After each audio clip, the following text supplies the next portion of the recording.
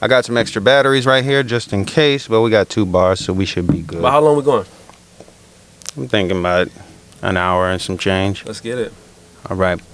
Welcome, everybody. We are in the building, and, man, it's a bittersweet moment today. All right, what's going on, man? This is a bittersweet episode because this, ladies and gentlemen, is the final episode of Season 1 of the Ryan Report podcast. This has been a very interesting journey, very educational journey, very enlightening journey. And I want to say thank you to all of the people that have been tuning in and, you know, all of the guests that we had come on the show. But for the final guest of this season, I have very special guest at the risk of sounding like DJ Envy. Got a special guest in the building. This guy, we go way back. We go way back to high school. He's a life coach, social media influencer,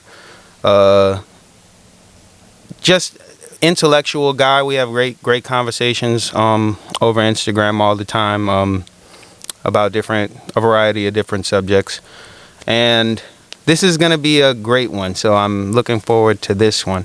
But ladies and gentlemen, in the building today I have the Black Culture Prophet, Mr. Justin Blue. Hold on, I got you. Is that it? No. Yeah, there we go. The Black Culture Prophet is in the building. Mr. Justin Blue is here. You dig. Man, I'm just happy to be on here, man. Man, I'm glad you came, man. Look, this is interesting because the thing about it is we go way back. Way back, man. we go way back to high school. We're gonna tell that story, but seeing your transformation has been amazing. They got mad people out here that like homegirl. I was getting her haircut by my brother. I was like, yo, Justin Blue's out here. He's trying to find a place to go. And she's like, Justin Blue? I love Justin Blue. It's always interesting going to different places and like just seeing the love. Yeah. Yeah. That never gets old. Yeah. Never gets old. And it's super cool, you know, because, you know, people know of you in the city. A lot of people know of you in the city. And every time, my homie Deuce remembers you from the Too Much Information mixtape. Oh, man. When we did I've been looking for that, yeah. I think it's still on the internet. But I remember we was looking at one of your videos and I was like, Deuce, you know that's PBJ, right? People don't know that side. People don't know that side at all. And he was like, that is that boy, man. Oh, yeah. So it's always interesting, you know, tell people that, you know, we go way back. So how's your day been? How you liking the city so far? Man, it's been nice. Yeah. You know, I wish I had more time out here. Yeah. To experience more of the city. Only been in for about 2 days. Mm-hmm. But it's been nice. So did you come out here specifically for, what did you come here for? It's just like a brother's trip. You know, some homeboys was like, oh, we going out to New Orleans. Damn near everybody's birthday is in November. So it's just like, you know what? All right, let's go. Go party. Yeah. Did you go to the spot last night? Which one? The one that I sent you? No, I didn't make it out there. Yeah. He said it was pretty cool. So, but yeah, man, I'm glad to have you in the city, man. Hope the city's been treating you well. We went to Studio B yesterday. Dope. Yeah. So every time I bring people out here, they got to go to Studio B. I brought Proto over there and Oshun. They enjoyed themselves. So shout out to them. Shout out to Proto. Shout out Oshun. I'm gonna have to get them in here one day. But so I want to go back to where we met. Yeah, Grammy Camp. That's where we met, man. Grammy Camp. It's probably like 2010. 2010, 2011, something like that. I know I went for my junior. I think it's like 2011 summer. Yeah. My junior and my senior year. You were there. We were in LA. Mm-hmm. First time in LA, USC. Yeah. Right. We were definitely at USC. I went to NOCA. They had this little program where you can go to Grammy Camp over the summer. I went and met a bunch of awesome people. Justin Blue here. My homie Proda, he produced Power Up on It's Mine and I Love It album. And you remember T. Ross? Yeah, he was out here too. And who else? A bunch of people, but yeah. So I met Justin at Grammy Camp, and let's talk a little bit about Grammy Camp, bro. Like, that was... Man, Grammy Camp was my first time really going on the West Coast. Yeah. And that was the first time I ever got called country. Okay. I remember that. It's like, oh, you sound country. And I'm like, I don't sound country. But hindsight 2020, yeah, I sound country as hell. Yeah. Like, I sound country now, but back then, that's before going to school. That's before a load of books. Like, it was extremely heavy back then. So that was and I still was dressing like Soulja Boy back then. So the fashion from my side over versus how they were dressing over there was completely different. And then, you know, it just was a new experience. It definitely broadened my horizons. But to be involved in music and especially if you're doing like electronic production and you're making beats, a lot of times we don't get recognition. You know, if it's a kid making beats on his computer, he might be a genius, but a lot of times it gets overlooked to the kid who can play the piano. And nothing against the kid who can play the piano, right? But this kid is over here doing genius activity, making these beats, but many times there's no camp, there's no outlets for it. And so like that was just a great thing to be able to go over there and have that nurtured and be like, oh snap, okay, I'm actually doing something that is of quality. Yeah. So yeah, man. And like the first time, you know, we met at Grammy Camp, you know, young cats making music and stuff, and then college happened. So I wanted you to give a little bit of background about your transformation, your story, what got you into music, and then following high school, and then how you became Justin Blue, the Black Culture Prophet. So my gift is being able to communicate, but then also still being connected to the culture. Yeah. And I didn't know, but at an early age, I began writing music. And so that's a genius activity to be able to tell stories, to communicate things, make it rhyme at the same time, have it in tempo. That's a genius trait. And so many of us don't realize you can take that same skill and apply it to other things. And so basically my whole childhood I was mastering music, mastering writing. My first job out of college was working at a record label in Miami. It was like my quote unquote dream job. Yeah. That wasn't my fucking dream job. Right. Nah, what I realized though is basically the label was pimping everybody. Yeah. Was pimping the people working there, pimping the community, having us do stuff that, like, okay, the CEO's a millionaire. Why are we finessing children in poverty? Things of that nature. And so it really opened my eyes. But when I really started to realize what was going on, I thought to myself one day, I was like, well, okay, if they're finessing the community this way, then what are they doing to their employees? And my eyes started to open some more, but it really opened. There was this guy, he had been working there for 6 or 7 years, and he was still living check to check. And he came in one day, and he was complaining to me about his check being late, and how the check had been late constantly. It was a regular thing. Now, I graduated college, I was only working there maybe 2 months. So my first 2 checks were on time, but I realized like, oh, snap, okay. He's just putting a carrot in front of this guy, telling him that one day the money's going to increase, one day XYZ. Right. But it's taken him 6-7 years to realize this. I realized this 2 months in. Right. And so there was that experience where it gave me a bad taste as far as the music industry. But then at the same time, my what I cared about changed, because within the same time period, like that was my first experience with like police brutality. And really just seeing just the bullshit. Against you? Yeah, man. We've all been there. Man, but it was just eye-opening the way that it played out. Like it was such a, like me and one of my frat brothers, we get pulled over one night. It's like a dark road, and these are by campus police. And it's clear that we're in college because like we got certain tags on our car and stickers, so these officers know. But first, we didn't even know who was behind us. So I'm driving, probably doing like 35, 40 max, and I look at my rearview mirror. And I said, what the fuck? And there's just this car, it's going extremely fast, like it's about to hit my bumper. And I go to switch lanes, and they turn on their lights. I was like, oh, it's the police. So we pull over, and the officer walks up, he says, why were you going so fast? I had to do about 120 just to catch up to you. Step out of the car. Next thing you know, we're in handcuffs. Next thing you know, we're in the back of the police car, all this stuff. But only way we got out of that situation is because I was able to say that my father did law enforcement back home. And so they called my dad. Thank God he picked up. And he just thought it was just a regular traffic stop. He didn't know that it was like this bullshit going on. And after they were able to confirm, they let us out. They said, okay, we didn't document any of this, so you don't have to tell anybody if you don't want to. Send us on our way. We file our reports. It takes some months later to send our report back, for the police officers to respond to our report.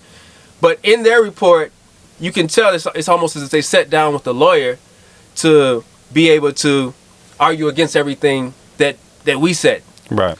But the part that really just was like, wow, they're really gonna lie like this, is the officer said that he was speaking to me, and I attempted to reach under my seat multiple times while he was speaking, and then that's the reason that we were taken out of the car and put in the handcuffs. Right.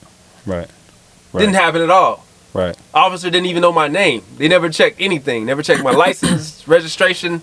Didn't know my name, literally. Right. So I'm just, this college kid. I'm reading this paper like, he reached under his seat multiple times, and I just had this traumatic event, and it's like, wow. And that was just a very extremely eye-opening moment, and then that sent me into a whole rabbit hole of just like learning more, and then like becoming woke conscious.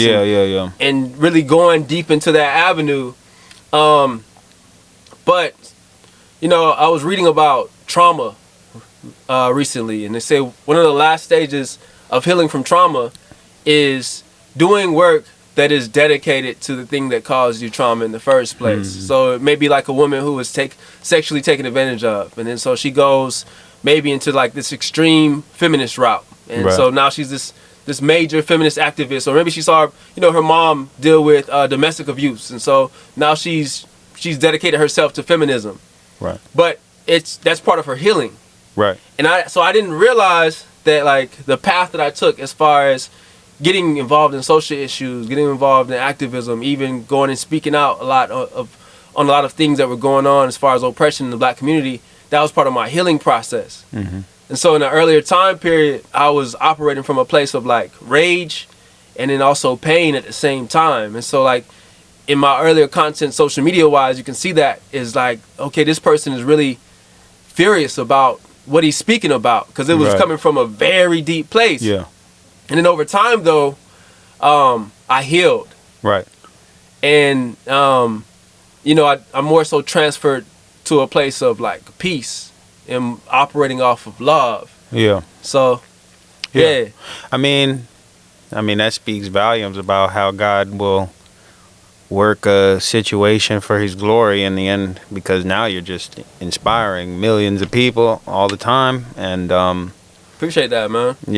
And coming from where I met you, we were just regular kids rapping and stuff, and then didn't see you forever. And now you're just, talking heavy activism stuff and reaching people, so just to know where that all came from, it's crazy. Like all of these traumatic situations just transformed you into this person that you are today. Right. It's like, yeah. Yeah. That's important, man. You were talking about trauma. I was just watching something about trauma. It's this lady she's in like deliverance ministry, and she was talking about the Travis situation, and she was just talking about how the trauma kind of just transfers over and over, and unless you do something to heal, process the trauma kind of like you do, and then use it for something positive, for lack of better words, you're gonna push that onto somebody else. For sure. You know what I mean? It's like right now we're all just dealing with, like, she was talking about how we're not far removed from slavery. That's why we're just ruining other people's lives sometimes, you know what I mean?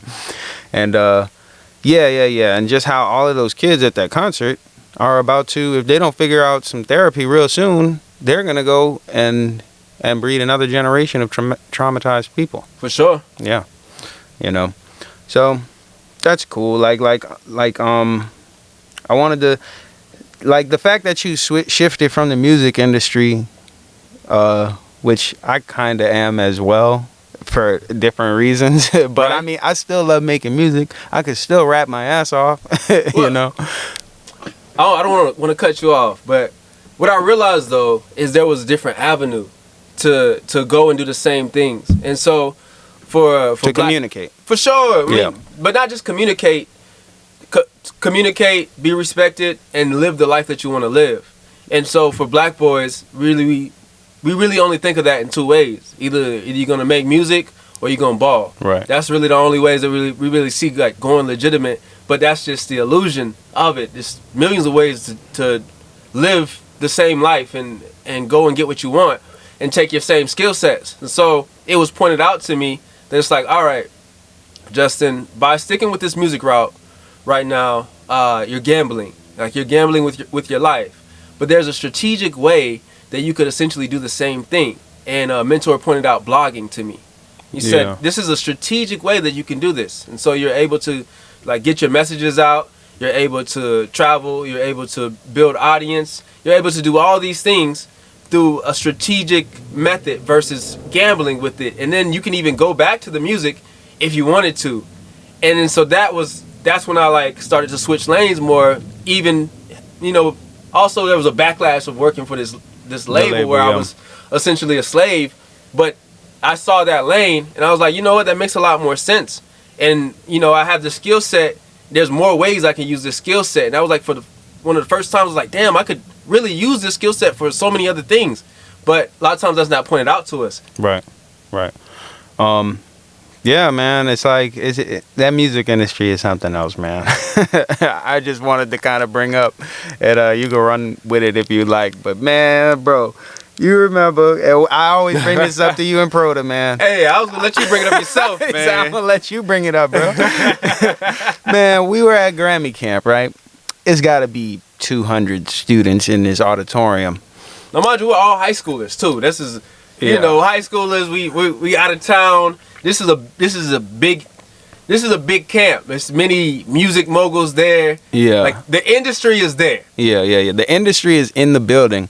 And this is like when Lady Gaga had first came out, Kid Cudi. They loved Kid Cudi up in there. And he was like sponsored with Converse and stuff. But I remember like real heavy hitters in this industry. I'm sitting there at 200 students in the crowd and I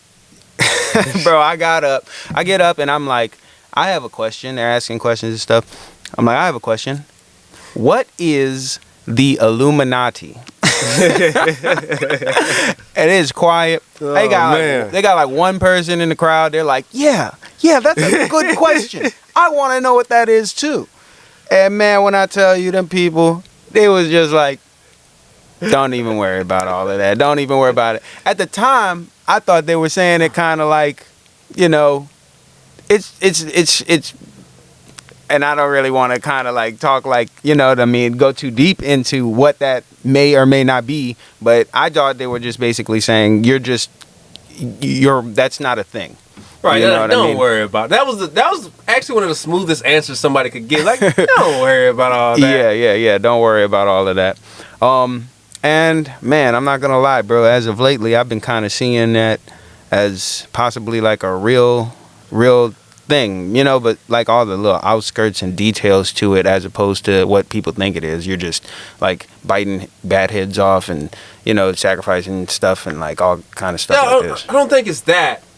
I mean, like the reason I was thinking about it was what you said with the music, with the record label that you were at, like seeing how they were, you know, capitalizing off of the community, capitalizing off of just kind of the, for lack of better words, destructive things that were being pushed through the artists and stuff like that. It's kind of like a thing like that. I think, all right, so I don't think there's a name to it. Yeah. Well, I don't know. If they're secret societies, they're secret. Good secrets are good secrets. Yeah. So, but I don't, if there is a name to it, I don't think that's the name to it. But I will say, there's definitely entities that have insidious motives, intentions, and actions. Yeah. And so that's what I will say. Yeah. I mean, I kind of thought it was just like, for a long time, I thought it was like just, you know, you're just intentionally doing all of this negative stuff or talking about negative stuff like most rappers do. And then that's essentially what that is. You're asked to do that. Now, it might be something else, but we're not here to talk about that. I just wanted to bring that up. I said that at the Grammy camp, man. Nah, but hey, I give you props, though. They was like, hey, yo, this nigga's not getting in. Check his name off the list. He's not getting in. We were recruiting these kids out here. But hey, there's certain questions that you'll get clowned for asking, but deep down in everyone's heart, people respect that you had the balls to do it. It's like it's certain questions people won't ask themselves. They'll clown you for asking, but they low key want to know. It's like, you know, what's the Illuminati? It's like yeah. They was probably in there like, oh man, I'm so glad I didn't ask. But yeah, go ahead and answer this, man. Let me know now. Like, yeah, bro. But Grammy Camp was the truth, man. You remember Dertrick? Ah, Dertrick. I know that performed name, with man. me. I think that know was LA. that name. What was his name? D-Time. Okay. He performed on that Keep Dreaming song with me, you know. Man, I really love that thing, man. Grammy Camp was fun. Legit. So I guess I wanted to ask you, I talk about this book and this guy on every episode because his work, his lectures, his books have been so transformative in my life for the last 2-3 years. And for the most part, nobody has known who I'm talking about. Now, I introduced Justin to this guy. I think I did, or at least I just told him I read the book. We ran across him. Basically, I started following him online, and then I started seeing that you were posting about him, and then, you know, all of it kind of came at the same time. Yeah. He got on people's radar if you were paying attention to it around the same time. And Justin actually ended up reading his book and tuning into some of his work. And I am talking about none other than a Dr. Jordan B. Peterson, clinical psychologist, and his, great book, 12 Rules for Life, An Antidote to Chaos. So you recently read it, huh? Read that book, and then I'm in the middle of the other one. It's like Beyond Chaos. Beyond Order, yeah. Beyond Order. 12 more rules, yeah. No, it changed my perspective on a lot of things. Yeah. What did you get out of that book, man? Oh, okay. It's so many different points. But one thing that he changed my perspective on is rebellion.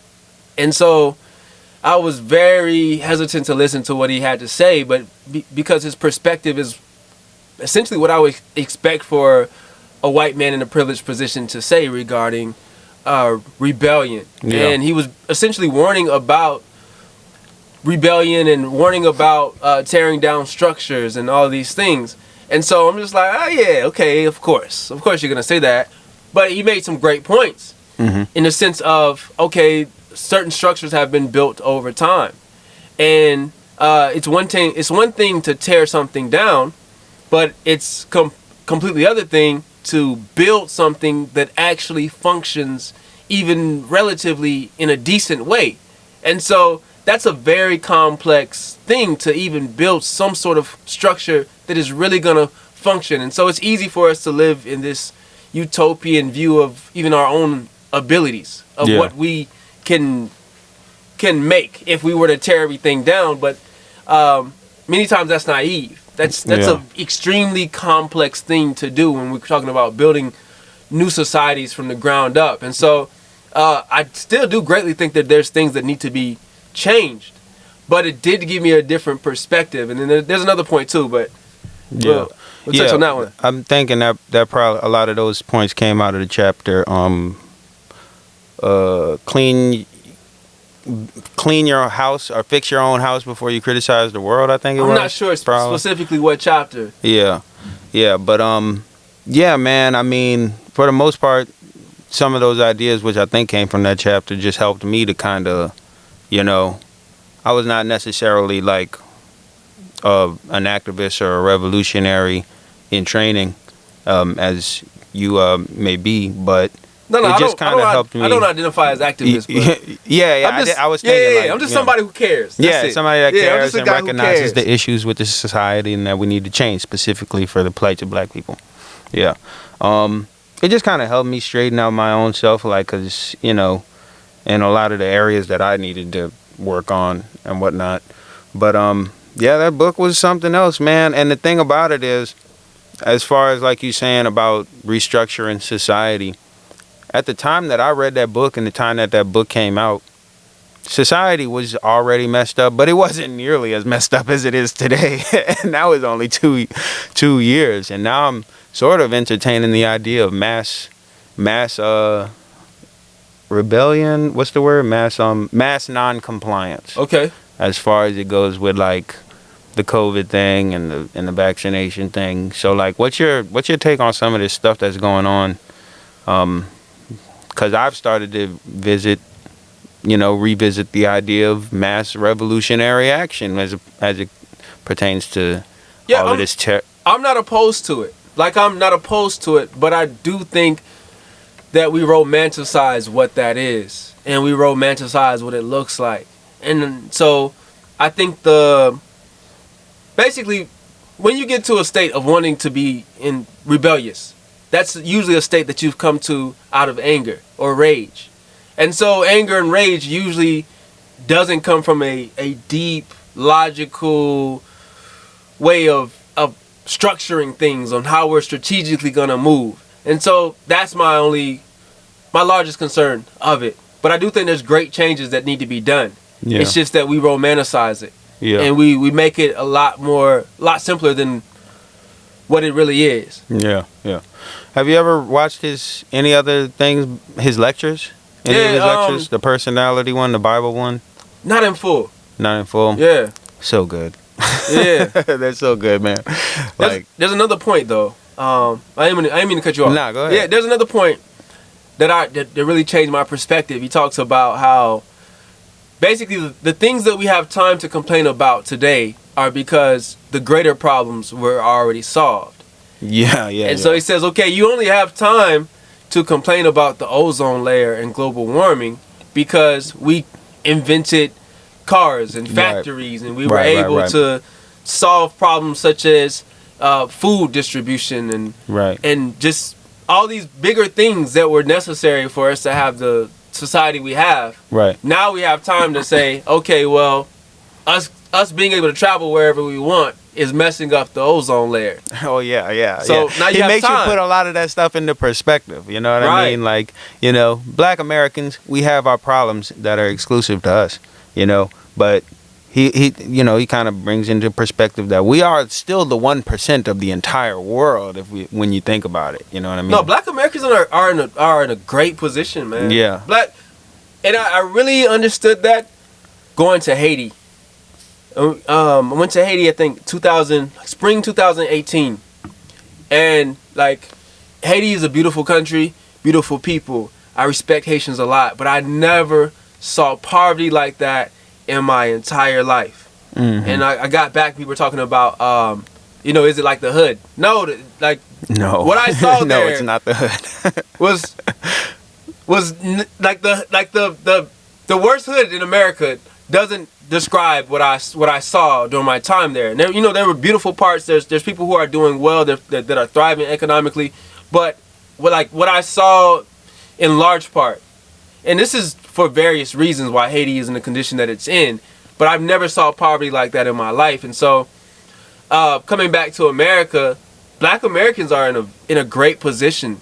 Black Americans, I would say, are the most influential group of Black people that there are in the sense of culture. Yeah. There's nothing that travels like Black American culture. That influence there, it covers the whole entire world. Like what we say gets heard. What other groups of Black people say doesn't necessarily get heard. Like, for example, London has a voice, right? Mm-hmm.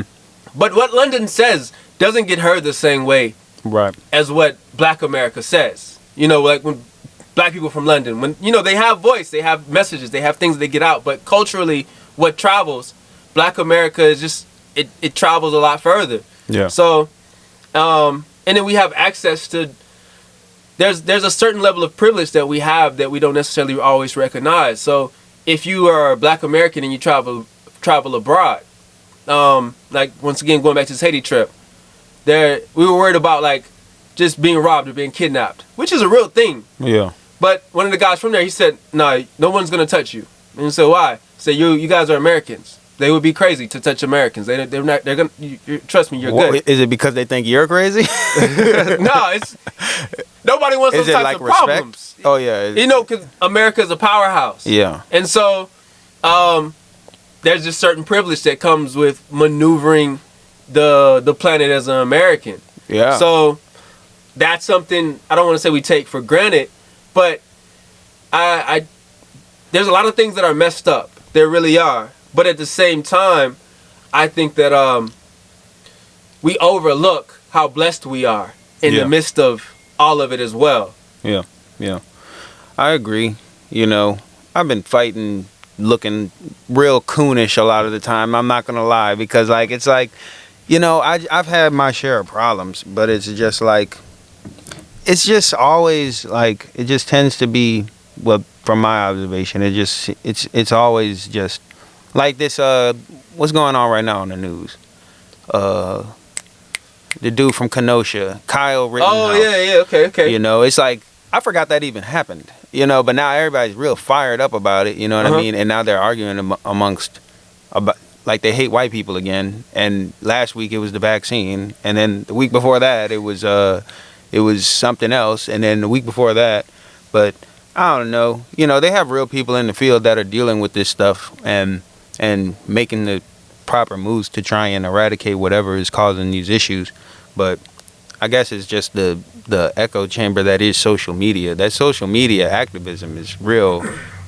Stupid. No. So, it's like, you know, at least the people that I've seen do it, it's like, it's popular to be outraged at everything.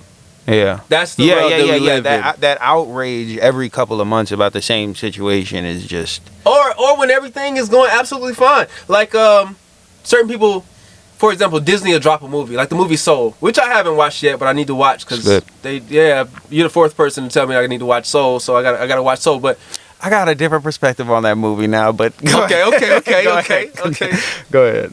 But the movie comes out, it's like cute little ghost, and I haven't watched the thing, but it looks like a great movie. And people are like, oh yeah, it's inspired them. But then I see some woke black pages, and then they're like, why was the ghost so soft? He should have been more masculine. And I'm like, God damn, man, it's a little damn. He should have been more masculine. Damn, is that all we got today? Yeah. We don't have more? Like, I mean, it's just something that's just going on right now. You know, it's like I like what you do on social media when it comes to talking about these situations. And it's a reason, and I believe that's the reason why you have actually garnered a following about it, because it's obvious that you actually care. It's obvious that you actually pay attention to the important aspects to these situations in order to have a educated response about it. However, this outrage about every little thing in these, I don't, you know what I mean? It's like that Kyle Rittenhouse thing, that's a serious thing that needs to be talked about. For sure. You know, if you're just a freaking rapper that talks about bullshit anyway, it's like, I don't care what you have to say about this. You know what I'm saying? And it's like, nobody's waiting to hear what Ja Rule has to say about this. Yeah, and it's like, it's just crazy. And like you said with the masculinity thing, it's like, and I kind of wanted to talk about that too. Oh man, let's get into it, man. I wanted to talk about that. I want to talk about, cause like I said, how can I go about this? What do you think? I'll start like this, and then I'll get my thoughts together. Let's get it. What do you think that young black men need to be knowing, like under 20? Like, do you think that there's a shifting away from what is necessary for men in general, but black men, and that we're teaching our young boys, and what do you think that they need to be knowing right now that you maybe didn't know or you know now? All right. First off, I'm gonna start off with this. So we always talk about women having father issues. Yeah. But the greater epiphany is men have father issues too. Yes, they do. Yeah. And so it just manifests itself in different ways. But then, you know, most of the time the men are trying to deal with their father issues, and it's just manifesting differently. And women are dealing with theirs. And so you have men dealing with father issues that are running into women who are dealing with father issues, and then, you know, goes and explodes into other things. But I'll start off with that to say most of us haven't had a real blueprint on like what it is to be a man, how it is to be a man, how to handle certain situations. And so that's what we need. We need that. We need more people who are setting good examples around us. Yeah, man. I mean, One thing that I do give props to my generation for is these black fathers are not playing around now. Like, you know. Though the thing is, black men are great fathers. Yeah. They're statistically, like, studies have shown that black men are better fathers than almost every other demographic. But that's when we're there. Yeah, when they're there. When they're actually there. Yeah. And then we also have to peel back layers on, okay, well, why aren't they there? And then it goes into mass incarceration, which oftentimes isn't mentioned when we're like back in the day, you know, like that does go back to, those are the things that I'm like, this is a very serious thing. It's fixing itself out or working itself out through activism, through conversations like this. But that's a real thing that my father wasn't, you know, rest in peace, my father, but my father wasn't in my life because of, you know, he was a musician, drugs and stuff like this. That's a real thing, you know, back in the 80s and stuff. A lot of my partners' fathers was in jail. A lot of my partners' fathers died. You know what I mean? Gun violence and stuff like that. Sure. That's a real thing in my generation, which now it's kind of straightening itself out to a certain degree.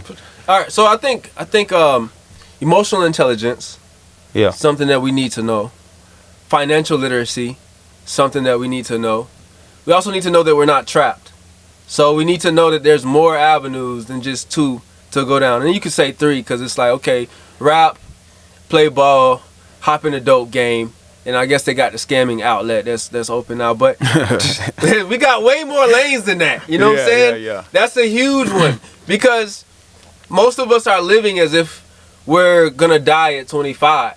Yeah. Like I heard this song from Lil Boosie, and then he's talking about when he dies, who's gonna miss him. And so in the song he's talking about all these people who are gonna miss him, but his mom is listed in the song as someone who's gonna miss him. Now Lil Boosie probably didn't think about the fact that subconsciously in his mind he sees himself passing away, not getting before his own mother. right. And a lot of black men, a lot of people, period, but I'm saying black men specifically, we don't think that we're going to be here a long time. So even on a subconscious level, when a black young man thinks about his own funeral, he thinks about his mom crying. Yeah. That's crazy. Yeah, that's crazy. We got to change that. Right. Because if you only think you're going to live to be 25, or if you think that life is over by the time you hit 30, then you're going to move like somebody who's going to be gone before 30. Right. And so while everybody else has this understanding that they're going to be here for a long time, like they're investing in retirement, they're investing in stocks, they're reading books, and they're like learning how to just be this great person, and they're making these great career moves and these great financial decisions and all this stuff because they know they're going to be here for a long time. We're just like, okay, we're going to clock out soon. So we ain't using condoms. You know what I'm saying? Everything, Right. We skydiving and everything because we ain't going to be here for a long time anyway. Okay, why would I invest when I'm not going to be here a long time? All right, well, I gotta go one of these 2 or 3 ways to get this money and blow up because I'm probably not going to be here by the time I'm 30. Right. And so that's impacting us too, like rewiring our mind to know, okay, you're going to be here for a long time and it's okay that you're not perfect, but let's work towards growing, work towards being better. I think that's a huge thing as well. Yeah. I think I got a good way to kind of set this one up. You know, like we said back in the day, a lot of our generation's fathers weren't around for, you know, normal stereotypical reasons, jail, drugs, this and that. And now we got the new generation that are facing a whole new thing of issues. For sure. Now, one of the things that I was dealing with all year, and we talked about this a bit, was having conversations. You know, nowadays there's this big talk about, I guess I'll start with, which one of these do I want to start with? I got 2 and I don't want to forget them. I guess I'll go with this. Like all year there has just been this talk about, there's this idea that, this toxic masculinity idea. You know what I mean? And this idea that men need to be more feminine. I don't want to utilize the word the feminization of the black male, but this idea that we're not feminine enough and all of this type of stuff, or I guess emotional intelligence. And now there's just this push towards all of these different things. And then you kind of get where I get you, bro. Okay. So it's like, is that going to be helpful? No, it's not going to be helpful. You know why? A huge problem is inside of this push for men to be more feminine, right? Many times women are pushing for men that they would not date themselves. Yeah. That Jordan Peterson even said that. He said, if we keep following this feminist movement, y'all are pushing men into being, y'all don't even want that. You don't want and to you date don't him. even realize that. Because you don't want to, like, okay. But the problem is, there's this fight against toxicity, or there's this fight against negative character traits. Yeah. But then it's been labeled as being masculine. That's not masculinity. And so the book, The Way of the Superior Man, it really gives a clear definition on like what masculinity is. Masculinity is having logic, planning, being in tune.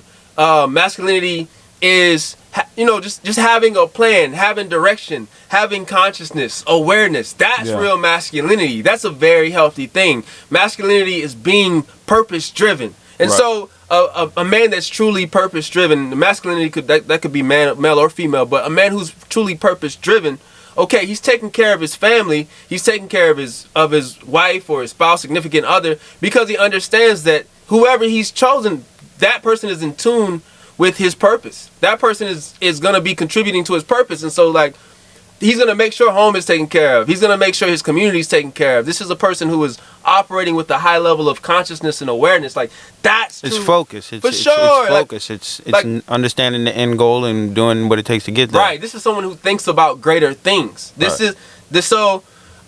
True masculinity is being grounded, not being shook up by anything. And so someone could come to you with anger, or they could come to you with this large amount of emotions or disrespect, and you're not just reacting, you're responding appropriately to what it is. Like that's real masculinity.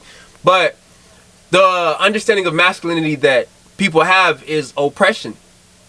That's not what masculinity is. That's not what genuine masculinity is. For sure. But that's the association that masculinity is oppression, and masculinity is basically just pretty much just standing on whoever is around you. That's not what that is. Right. So there needs to be a solid understanding of what masculinity actually is, so that people stop trying to tear it down. Because what woman wants a man that isn't purpose driven, or wants a man that's like not grounded in himself to where he's not pulled and pushed in any direction? Or what woman wants a man that doesn't have just emotional intelligence and all these things? Like, that's real masculinity. What is emotional intelligence? Emotional intelligence is like you're really, when they say read the room? Oh yeah. All right, so sometimes you got to read the room regarding people. Like, you might be having a conversation with your girl, and the energy's off, but maybe you just don't move about the conversation that way, and then maybe you don't explore it more, or maybe you don't try to go, like, you're just not in tune with what is truly going on. So that's what I would say is emotional intelligence. That would be a lack of emotional intelligence, not being in tune with what's going on. For sure. Yeah. Because when I hear this stuff talked about a lot, it's like, it gets into the shout out Men's Mental Health Month. For sure. It gets into the conversation of men not being able to express their emotions and stuff like this, which leads to mental health issues and stuff like that. Personally, which could be a good thing or a bad thing. Like, everybody has a different upbringing and different experiences that they ultimately have to educate themselves and then straighten it out to find balance to be a well-rounded human being. I was never necessarily told not to express my emotions. My family's artists. They wanted me to express myself. You know what I mean? I was never told to man up and all of this type of stuff. And so what's your take on that? And I guess the mental health aspect of bottling in emotions, and where does that land with having emotional intelligence, but also having the balancing it so that you're not over emotional? You know what I mean? It's rough, because to get to my point, I'll ask you this: do you feel like other people actually care? About your feelings? No. Hell no. No, I don't think. And it's getting worse, no. And that's so, and so, that's a reality that we don't want to point out. Like, yeah. Men understand this reality that we don't want to be there is actually there. And so it's like we're pushing for men be express, open up, show these things, which is very important. But on the flip side of that, we know there's this BS to the side of society actually caring about how we feel. And of course, there's pockets of people who care. But generally speaking, our life experience just as men is not necessarily the same as it is for women. Like, so that can lead to us bottling things up, and sometimes justifiably so. I mean, I think there is a reality we have to confront. For example, sometimes men are the backbone of their family emotionally. Sometimes they are the one that's keeping things on the road, and so it does get very tough. But I'll say, how men express themselves doesn't have to be the way that women express themselves. And I think that men get crucified or persecuted for not displaying their emotions or venting or releasing things the same way that a woman would. And so the woman says, okay, you're bottling everything up. Well, maybe he just has a different outlet. So maybe he doesn't want to cry in front of you. Maybe that hurts his pride, but maybe he writes, or maybe he rides motorbikes, or whatever it is. There's different ways for men to have healthy outlets. And I think instead of pretty much chastising men into, okay, you have to express it this way because this is how more emotional beings express their stuff. Like, okay, what works for you? I'm not telling you how to do it, but I am telling you, okay, you got to express this somewhere. Right. So that's what I would tell men is like, don't feel pressure to express and vent and release in ways that others would do so, but you do need to find a way to release, because if not, then it's going to manifest and show itself in other ways. Right. Man, and I didn't think like that's a big one. Like, that's an important thing, you know, like especially nowadays, conversations that I have with people, man, and you can kind of see where people are at. Like, one of my partners talks about big advocate for men's mental health. But whenever I see fam, it's like he's obviously going through something, and I don't know. You know what I mean? It's like it's like he's just going through the motions. And like me personally, I do actually kind of care about people's feelings. You know, if you're willing to talk about it. You know what I mean? So it's just like, I don't know, man.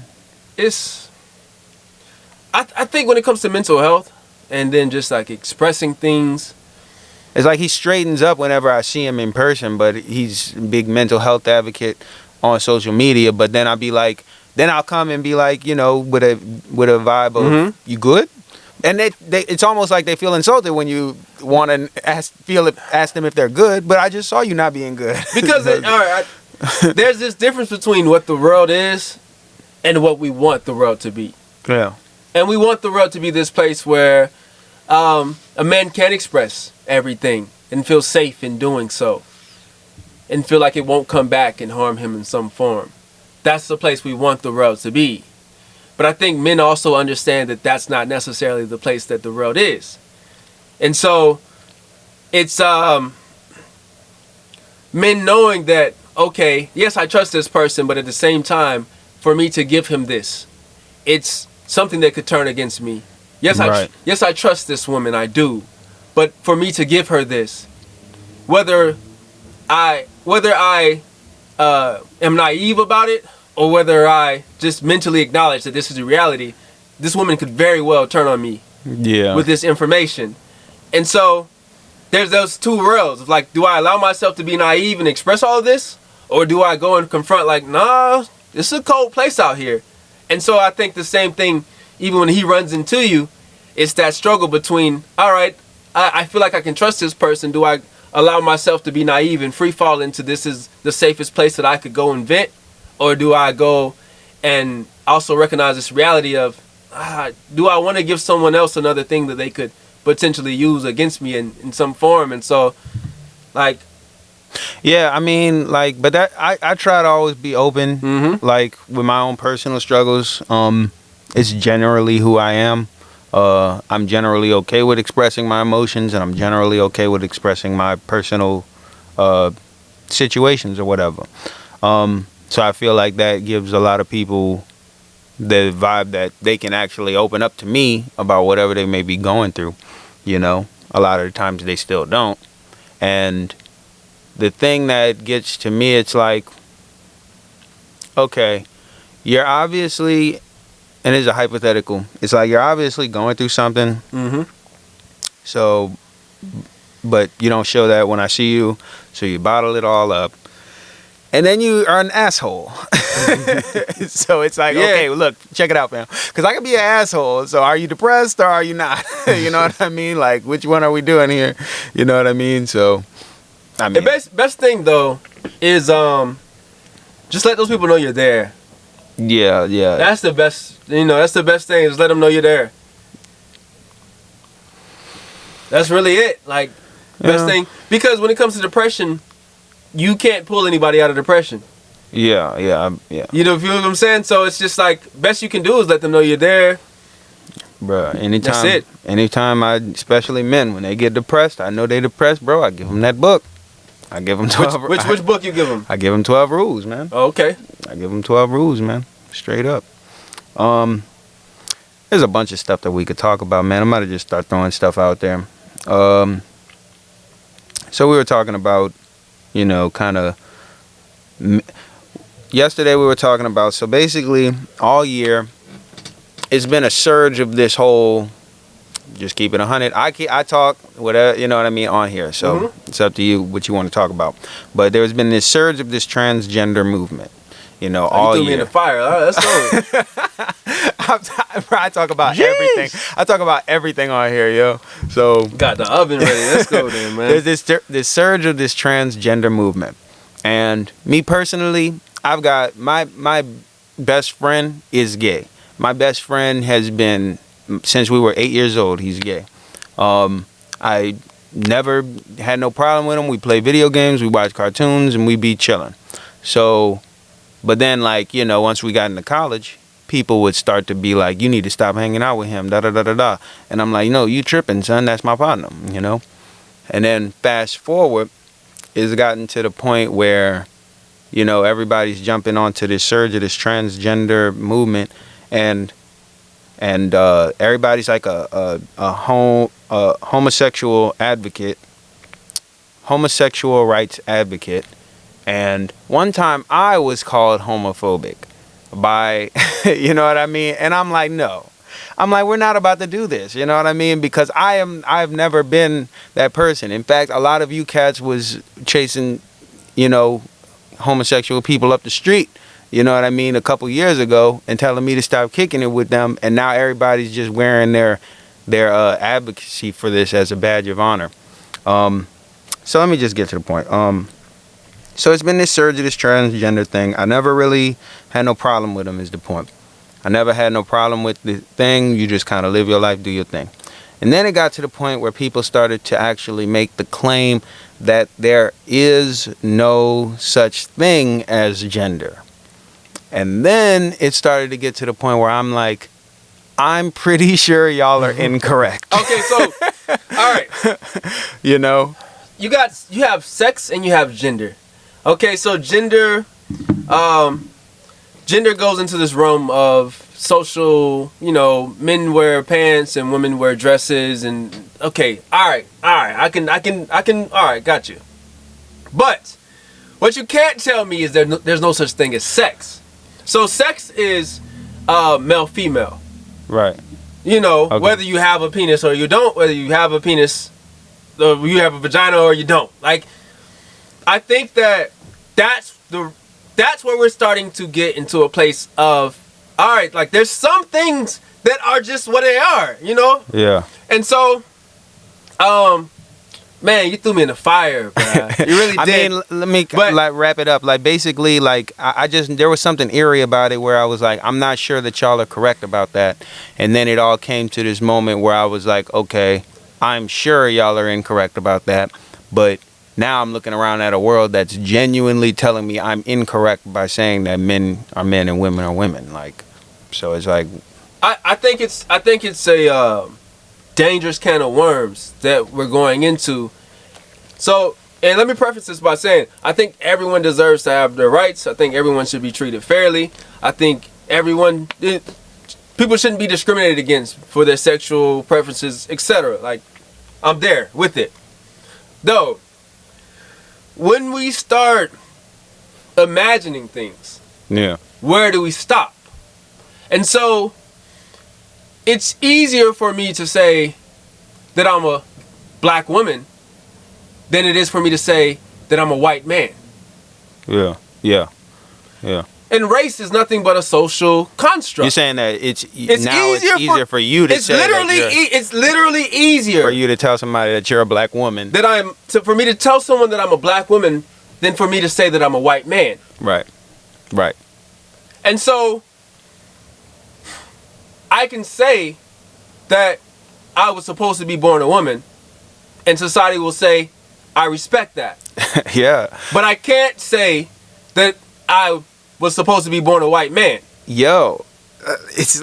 And that's where I think we're getting into a drastic can of worms here, because race itself... Because why not? Race itself isn't even biological.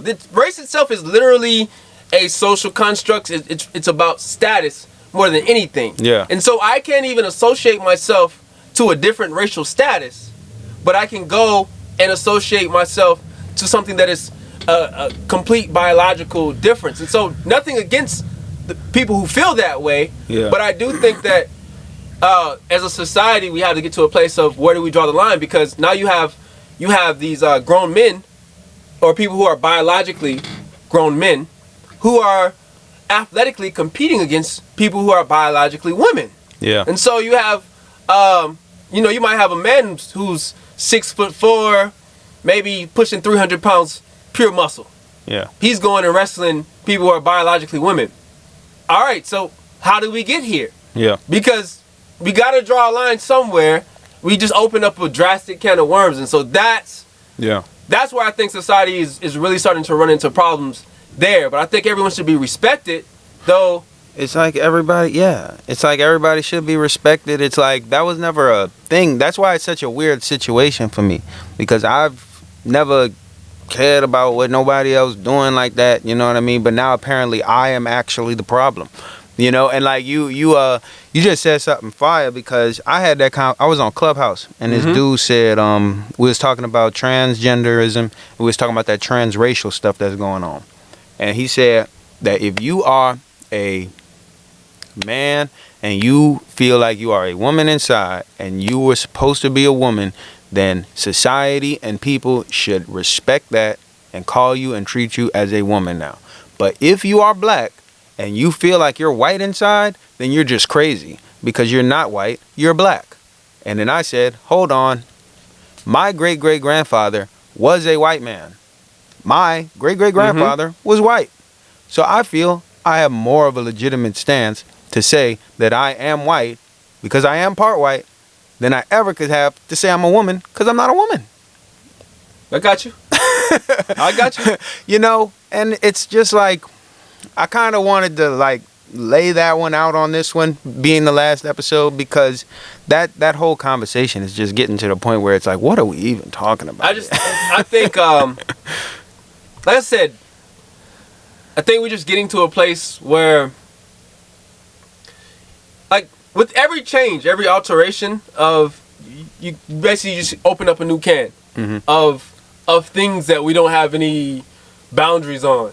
And so when you start operating in a society that has absolutely no boundaries, then I'm a fern. Then where do you go to? Like, because now there's people who are claiming to be, for example, there's certain people who identify as a child. Like they identify that they're supposed to be children, and they wear diapers, and I forget the specific term for it, but they wear diapers, and they really try to go throughout their life as if they're this child. Yeah.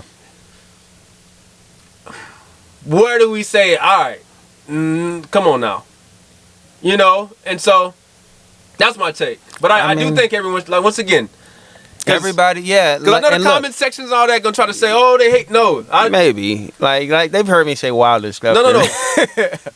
All right, no. The comment sections and everything are still going to say that this is hatred, transphobia, homophobia, because my biggest critique of the community is that they don't listen. Yeah. And that's the biggest thing with the whole Dave Chappelle situation. Yeah. Is they didn't listen to what he was saying. Yeah. I mean, they didn't listen, but I'm getting to the point where it's like we're just getting to this weird, really confused state in which I don't think people are even trying to listen. Like, I mean, like, they're not trying to hear that, you know? Sure. Like, so, I mean, that's just... But it's there's certain things that are very nuanced. And if we don't pay attention to the distinct details of things, then we're going to try to label everything with just the same way. And so, basically, I put up a Twitter post that said, everything's a red flag to a person who's colorblind. or a red flag to everyone who doesn't know their colors. Yeah. So, it's many scenarios where it's a very nuanced situation, and you're thinking that, okay, this is offensive because XYZ was offensive, but this is a completely different thing. You got to pay attention to the context of this. And pay attention to the intention behind this, all these elements of it, before you come to a conclusion. And that's just dealing with race, sexuality, all of that. So, but we don't have that type of, the masses don't think that way. The masses think just in essentially 15-second clips, 30-second clips, 60-second clips. Yeah. And so whatever they receive in that portion, then that's the entirety of what was being delivered. And so that's the type of world we're operating in. Yeah, man. And, you know, I just wanted to kind of say, you know, this is the last episode of this season. I wanted to lay that out there because it's something that's just so prevalent right now. But like Justin Blue said, we love y'all. We care about y'all because we're human beings with our spirits intact. You know, this is like y'all are cared for, you know. This may be brought up again in later episodes because it's still something that needs to be talked about. As long as it's being pushed the way that it is, I'm gonna always personally feel a need to talk about it, find new ways to talk about it, find new ways to understand it, and be the, for lack of better words, devil's advocate on that situation because it's very much needed in my personal opinion. Respect.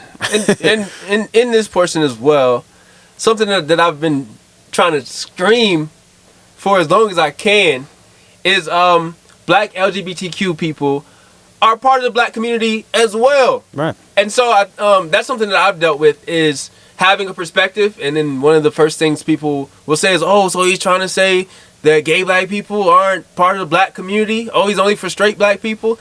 Like, that's not my perspective in any form. And so for myself, when I'm pushing for black people, when I'm advocating for black people, I'm advocating for black people as a whole. Yeah. I don't care about who's having sex with who, whose gender is what, as long as we're being treated fairly, and as long as we're being respected, as long as we're building. So that's my take, you know. Much respect, much respect.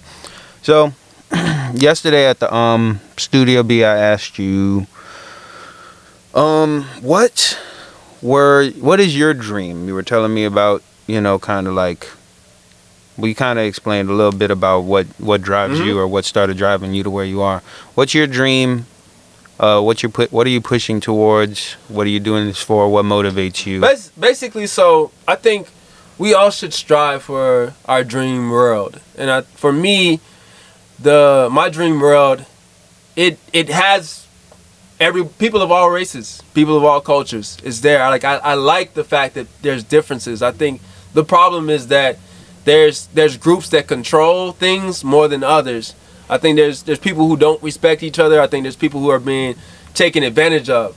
So that's my problem with like the world. So in my perfect world, it's a place where people are being who they want to be, living how they want to live, absent of oppression. Yeah. So in many times, even a person's decisions that they think they're making choices for themselves are due to certain forms of oppression. Right. For example, let's say sexual liberation, right? So something I learned in college, or at least realized in college. Okay, let's say there's a girl and like she's on go, and on go is just like, I know them. Yeah. It's Yeah. if it's up, then it's stuck. Like it's she's on go. It's, you know what I'm saying? Like she's a runner. Anyway. Right. Yeah, I'm familiar. Okay. Oftentimes that could be seen, especially in these days, like, all right, that's her prerogative. That's what she wants to do. Let her do it. Which I agree. If that's what a person wants to do, they definitely should be able to do that. But is this person making this decision because it's coming from like a informed place, or it's coming from a place of just like genuinely wanting to do it, or are they trying to cope with pain? Were they touched by their father at an early age? Right. Were they taken advantage of? And so in my experience of just dealing with different women, what I realize is oftentimes it's more so of a coping mechanism when like a woman is moving that way. Not always, but just often what I've seen is more of a coping mechanism than actually like, okay, I'm doing this because it's just my liberation. More so, what I've seen is, it's like, oh no, you're actually trying to cope with pain. Oh no, actually you were exposed to this at a very early age, and so this is the quickest form to receive love that you know of. And so that's what I mean when I say a world where people make their own decisions, but it's absent of oppression. And so, I don't care if a person wants to be a virgin or if a person wants to catch 1 million bodies per year. Do whatever you want to do is up to you. But what I do care about is, okay, are you doing this because this is genuinely what makes you happy? Yeah, I know what you're saying. Yeah. Or did someone take advantage of you? Yeah. Were you oppressed into this state? Yeah. Black people, like, even our neighborhoods, how we move. Okay, are you living in this impoverished area because you genuinely want to? Or were you oppressed into having to live in this environment? Right. Do you really want to post up on the block all day? Is that really what makes you happy? And if it is, then that's the world I want to see you in. But, or were you oppressed into that? Are you choosing that option because you don't have other options? Were you psychologically brainwashed at an early age into thinking that this is the only thing you can achieve? And so that's what I mean when I say like a world absent of oppression, where people are making their own decisions and living how they want to live. And I think that, my deepest core does think that that's like some utopian vision that will never be achieved. Thing. Yeah. But I do think it's worthy of spending a lifetime striving for. Yeah. However you can get that. That's commendable, man. I also asked you if you wrote your own 12 rules for life. Oh man, I ain't ready for this one, man. give me one rule. All right, if I wrote my own 12 rules for life, giving one rule.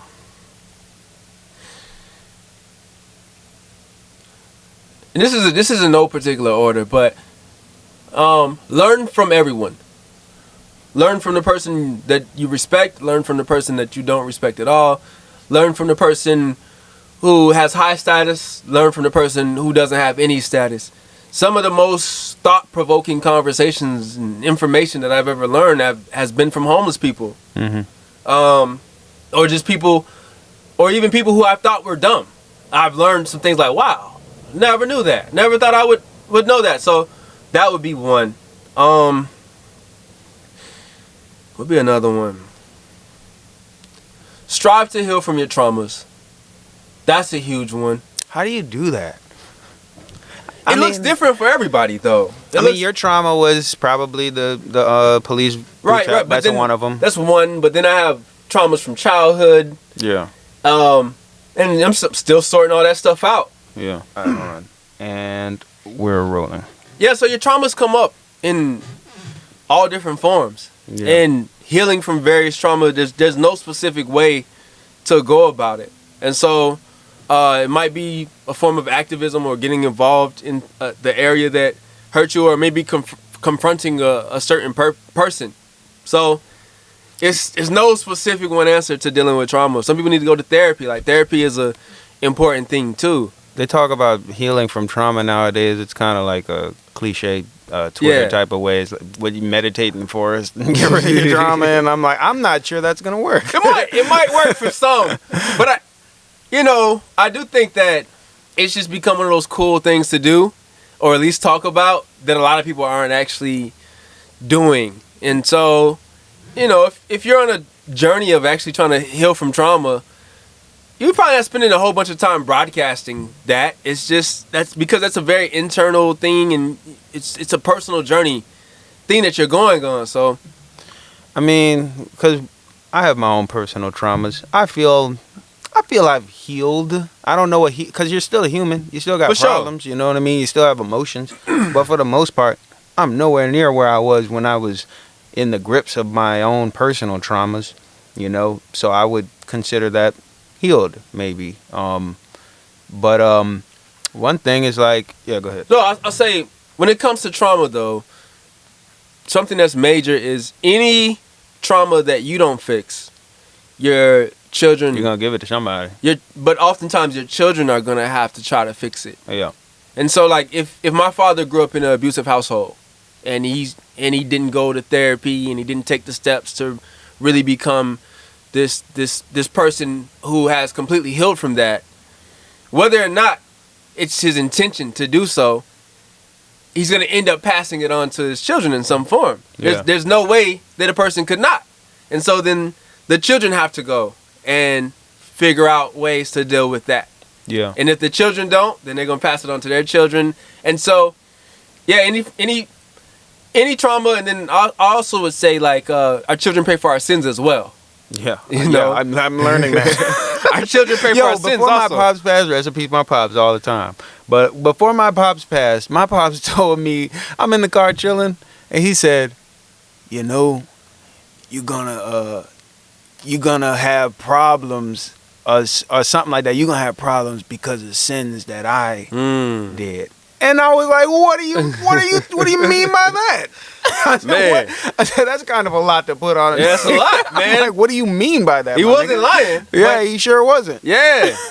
Yeah, but like as soon as he passed, like it was like, I guess I could pinpoint him, but it's like, just life got really, really difficult, and I had to like get on the good foot real fast. Man, and I was like, in just any sense though, like it's for example, let's say gluttony, right? Yeah. Okay, health is genetic, so that passes on. But then also, like, the child is seeing these eating habits, though they're picking that up as far as in their mind, but then also physically, how their body's functioning, or anybody that the father or the mother rubbed the wrong way in the past. Yeah. Oh yeah. For sure. Yeah. I saw that one. Yeah. Because now if the mother or the father disrupted the community or rubbed people the wrong way, then it's also F them kids. Mm-hmm. The kids gotta, so it all rolls over. Yeah, they got like won't say their names. They got prestigious families out here that was with the shits back in the 90s. You know what I mean? And like every time you see one of their kids, like it's obviously passing back on. So. Also is if you blow away your money or you just F off on your money, then your kids are gonna have to deal with that too. Right. And so, especially for like a lot of African American families, we've been here for many generations, but we're starting off as if we're first or second generation families, just due to how we're starting off. Most of our children aren't being given any further place in the race than the father or the grandfather, mother or grandmother. Right. So that's something. But I would equate that to a sin, though. What are we doing financially? Like, where are we messing up financially to where each of our offspring damn near have to start off at the same exact spot? Yeah. Every single time. Right. So it all rolls over. Yeah, it all rolls over. I guess one thing that I said this the other day about trauma. You know, when everybody comes out with their self-congratulatory tweet about how they're healed now, it's like, if you're out here healing and you feel like you're finishing the process, you should go ahead and go back to the people that you traumatized and apologize. Make sure you go ahead and do that before you claim you're finished healing. That's another thing too, yeah, man. Traumatized people, they're definitely... yeah, they'll put trauma on you. Because you're out here healed, for and sure. They're over there going through it. Man. Yeah. And you just said, "Oh, screw that," you know. But so I'm good. I'm good. Yeah. Man, there's a lot of cool. Like, this is good, man. This is a good back and forth. You said you wanted to talk about dating. Yeah, I think that's like, I don't know where you are with that, man. With dating, I'll give my perspective. There's a lot of things about my perspective with a lot of the things that we talked about today. There's a newfound foundation of it that gives me a different perspective on it a lot. And I'll say it like this. When it comes to dating, I'm fully engrossed into intentional dating now. That's a new thing for me. Feel you. You know, I never had the idea of dating to marry or anything like that. But I'm kind of at the grounds of, you know, really trying to find a good woman, a similar foundation, with the intent to live the rest of our lives together and get this family going. I mean, that's kind of new for me. So I mean, but that's kind of where I'm at with it, you know. And it's so new for me, man. I'm not bro, I was a rock star, bro. Nah, I feel you. Yeah. So what do you think about that? No, man, I definitely feel you there. Because, like, the more focus you get, the more you don't have time for the distractions. And the more you want to, like, at least for myself, the more I want to build stuff that actually matters. Mm-hmm. And so, when you're 85 years old, and we're going to say we living to be at least 85. But when you're 85 years old, you're talking to your grandkids. Your grandkids don't care about how many women you ran through. Like, no one cares about these stories. These stories are extremely irrelevant. What did you build? What did you leave behind? What did you impact? What did you do of value? Yeah. And that's the space that I'm at. Is like, I want to do things of value. I want to have impact. Energy is so precious, and I want to be able to pour the energy into a place where it's going to be properly reciprocated, and just knowing, like, you know, if you're dealing with a whole bunch of people you're not building with, then that's just basically like AC going out the window. Yeah, right. So that's where I've been feeling that. So like, you would feel you're in the same position? That's how I'm feeling, but it's new for me. It's a very new thing for me. Me too. I mean, a good way to put it is I'm trying to simplify my life, man. Like, feel you. Like, I'm trying to simplify it, get this crib, get this wife, and just kind of move forward. These are the people I have to take care of. And these are the people I have to answer to. Right. You know what I mean? And that's it. And, you know, I'm just getting to a point where I feel like I have a lot that I could be, couple of little screws I got to tighten up as far as trauma or whatever goes, so I don't put that on my kids. But I'm kind of ready to start teaching a little me what's popping. Yeah, man. I understand. You know, so. Nah, definitely understand. Yeah. Just, and that, the little me part too, man. It's like, cause you acquire so much information and you acquire so much knowledge. Yeah. And then, you get to a place where it's like, okay, you're not perfect, but it's like, all right, I know I'm a good dude. So you do get that feeling of like, okay, wanting to pass that down. Yeah. So, yeah, I'm with you there, bruh. Yeah, man. It's about that time, bro. You feel like it's about that time? I can't say that. I mean, I can't say that. Okay. I can't say that because I don't have no. It's not like I got you. Yeah. You know what I mean? Yeah. Like, I'm just intentional with it now. I get you. You know. Versus just like making moves just for the sake of maybe ego, or just it being something to do. Yeah. Yeah. So there is that, man. That was dating, man. Hey, biggest dating mistake you've ever made? I'm gonna keep it 100 with you, bro. I was not a big dater, bro. Like, I don't court women. That's one thing I was drove about my pops, man. He never taught me how to court women. I'm learning that now. You know, I always say this, man. I got a bunch of exes, but I never had no girlfriend. I understand. I do. Yeah, straight Yeah, up, I don't have a lot of girlfriends, but in that concept though, like a bunch of exes. I got a bunch of exes, man. Same energy, man. But can't say I ever. So, but I think I can answer that question. Biggest dating mistake I've ever made. I don't know if I can answer that question. You answer it first, and then I'll kind of get an idea what. I'll say biggest dating mistake that I made in the past was thinking that being focused meant that you had to damn near ignore the person you're with. Yeah, okay.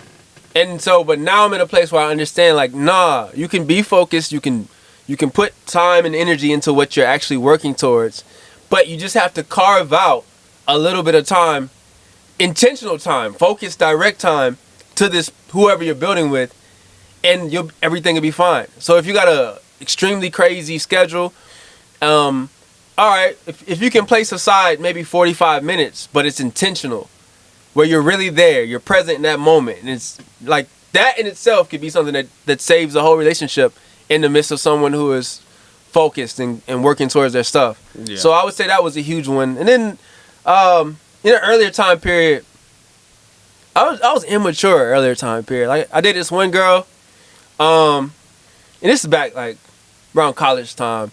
This one girl though, I used to get mad that she would never cook, right? Mm-hmm. And so I used to always go over there, never no food over there. But I look back like, nigga, you ain't buy no groceries. Like, how you gonna complain about it never being food? Yeah. You ain't buy no groceries. Like, right. So, you need to support the things that you're requesting as well. Yeah. You know? Yeah. So. Yeah. Like, you know when they say black men don't cheat? Black man doesn't cheat. Black men don't cheat. Only black boys do. Black men don't cheat. And, you know, and the reason for that is because I always said, bro, like all my partners, I ain't gonna put none of them on blast, but they used to just straight up have old ladies and just wild out all the time. I maybe had like one or two semi-serious girlfriends in my life. And the reason for that was, I know I'm a cheat. I feel you, bro. And I don't want to cheat. I don't want to cheat. Like, I don't even want to start I'm bad at lying. I'm bad at all that. I'm bad at being sneaky. So it's like, I'm not about to even start no committed relationship knowing that I'm about to do that, you know? So that's kind of my whole thing, you know? Nah, I get you. I fully get you. But then that's what leads to, we're going to say males, because black men don't cheat. Okay. Males. Yeah. That's what kind of leads to males cheating though, is because like he may not be ready for the relationship, but then at the same time, he would arguably be foolish to let like the perfect woman go right by. And so he knows he's not ready, but at the same time, he for example, like he might have met his Beyonce. Yeah. Right? So yeah, he meets his Beyonce. And I guess, strangely, Jay-Z and Beyonce would be a very perfect analogy for this, but he meets his Beyonce. He's like, okay, I'm not ready for whatever it is that these demands are, but at the same time, I would be extremely foolish to let this go. Yeah. And so then that leads to oftentimes, like, him saying, all right, well, fuck it, and we gonna move this way. Yeah. So, yeah. But black men don't cheat. Black men don't cheat. Never ever. Black men don't cheat. And black men don't cheat. Don't cheat, man. So yeah, man. Like, man. But with that though, I gotta close this. I do advocate that you do what you say you're gonna do, and you like you really strive to just do right. Whatever doing right is, striving to do that for real. It's a balance, man, because I mean, I get called a dog, yo, and like I wouldn't consider myself a dog because I was not in a committed I didn't cheat on nobody, but I'm still a dog, you know what I mean? I'm just a young dude growing up, you know. Now I'm an adult. That's actually something that I'm thinking about, and I'm thinking about it. Think about doing it the right way. So that's real, you know. That's real. You gotta take your time, man. Gotta take your time with that kind of stuff. So, I want to ask you, man, if there's anything that you want the people to know right now that you got going on, or any just kind of last words that you got, man, for the people. Yeah. Right now I'm wrapping up the Life Design 101 course. Yeah. And so that's touching on so many valuable things that people need to know. Touching on depression, touching on anxiety, touching on procrastination, touching on relationships. So it's all so many things. And also many people have hit me up feeling stuck in life, not knowing how to plan, not knowing how to like make progress in life. And so that's what that's really touching on, is like Life Design 101. It's not there to complicate things. It's like, okay, like these things, this is how you plan, this is how you get to where you want to go. These are how you maneuver, making sure you stay on route to that. And so that's like what's going to be releasing soon. Probably be out in the midst of you hearing this as we speak. So justinblue.com.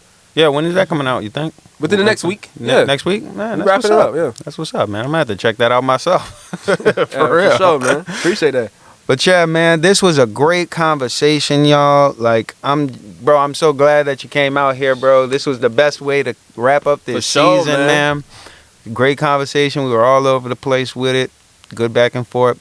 I thank y'all. This has been a special moment because this is, like I said, the final episode of the first season of the Ryan Report podcast, man.